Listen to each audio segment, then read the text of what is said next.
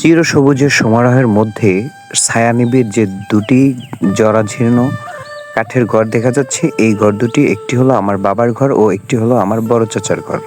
Hello guys, welcome back to me another video. Rohan ব্লগসের পক্ষ থেকে সকলকে জানাই স্বাগতম।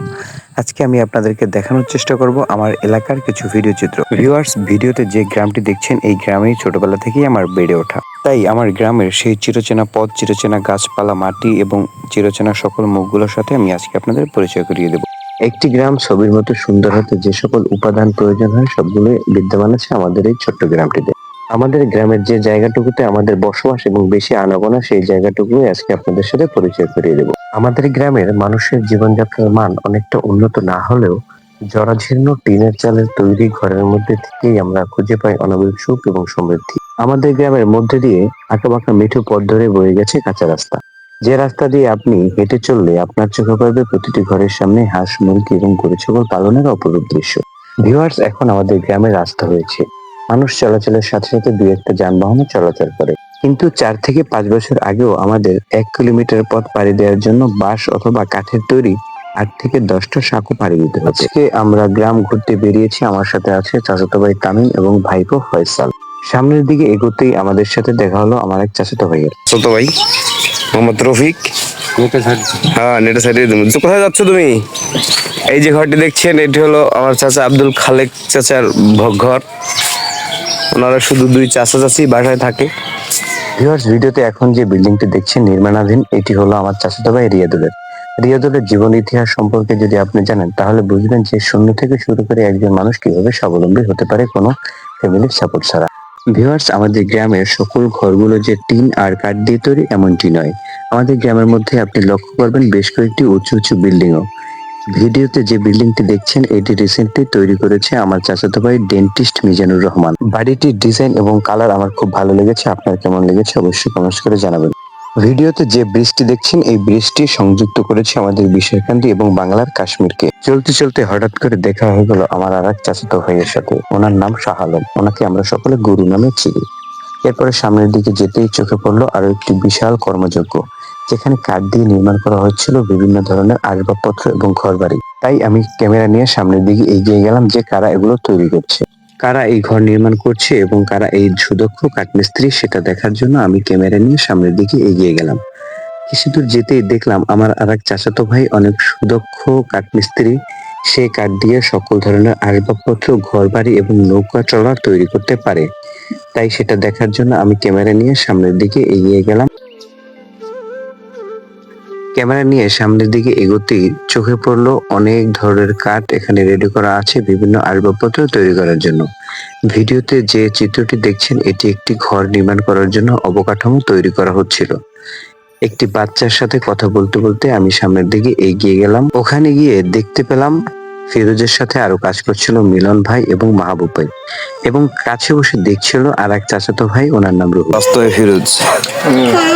এবারে তুমি দেখছো মুখ উঠছে যে আটকে দেবো। আরে এখানে আমার স্বাস্থ্য ভাই মাহবুব এবার একটু পর্দাশীল। হ্যাঁ, নামাইয়ে দাও স্যার, দায়িত্ব না নইলো এই কারিগর, এই ঘর তৈরির কারিগর। এবার কোন মিস্ত্রি, কোন নবী কাঠ মিস্ত্রি হলো কান্দি জানেন? কালার দেখে আপনার বোঝা নষ্ট হয়ে গেছে।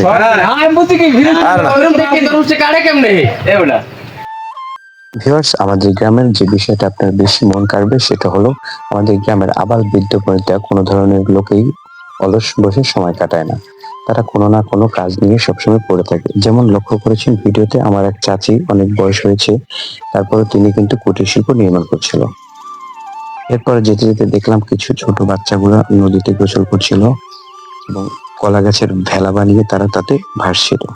এই খারাদি, যা কোথায় কমে যাও, তো ইয়েজন কোথায়, ইয়েজন কোথায়, কয় ইয়েজন কমে না তোর আব্বাই। গ্রামের ভিডিও, ওই মেস্তরি খানায় কারখানায় গেলাম, বাইর নাইম বিধি হে পার রক কাশির রক কাইট দে আর বাড়ি খোরাই খোরাই আড়ে।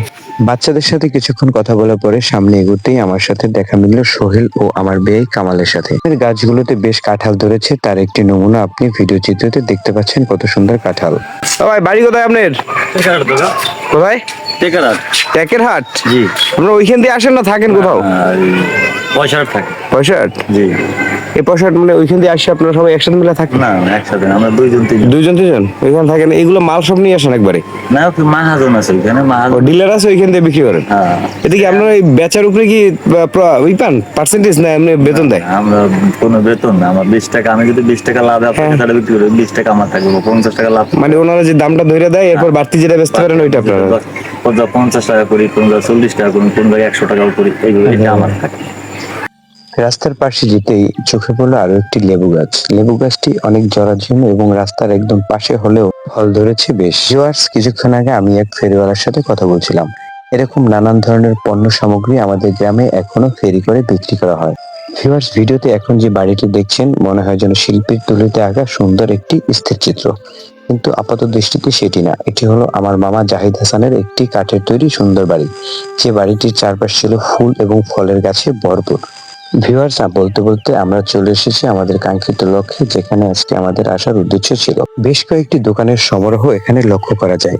এখানে আপনি নিত্য প্রয়োজনীয় সকল জিনিসপত্র এই দোকানে কিনতে পারবেন। অনেক মানুষের আনাগোনা এবং এখানে অলস সময় পার করার কারণে এই জায়গাটির নাম দেওয়া হয়েছে বুদ্ধির বাজার। এখানে যে সকল মানুষজন আড্ডা দেয় এবং অবসর সময় কাটায় এরা সকলে বুদ্ধিজীবী। আমি সহ গ্রামের সকল মানুষজনই অবসর সময় কাটানোর জন্য এবং চা পান বিড়ি খাওয়ার জন্য এই দোকানে এসে সময় কাটান। আমরা সকালবেলা এসে সকলে মিলে এখানে বসে চা খেয়েছি এবং কিছুক্ষণ গল্প করেছি। এই দোকানের সামনে আমরা ছাড়াও আরো অনেক কাস্টমার ছিল ভরপুর। এই দোকানটি আমাদের গ্রামের একটি অন্যতম দোকান। এখানে নিত্য প্রয়োজনীয় সকল ধরনের পণ্য সামগ্রী আপনি সুলভ মূল্যে পাবেন। আমাদের গ্রামের এই আংশিক ভিডিওটি এবং গ্রামের মানুষজন আপনার কেমন লেগেছে অবশ্যই কমেন্টস করে জানাবেন। আজকের ভিডিও এই পর্যন্তই। আসসালামু আলাইকুম ওয়া রাহমাতুল্লাহ।